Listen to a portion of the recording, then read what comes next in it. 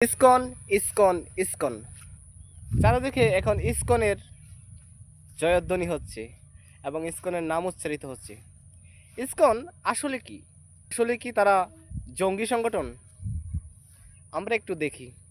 ISKCON, যার পুরো নাম হলো ISKCON, international society for Krishna consciousness.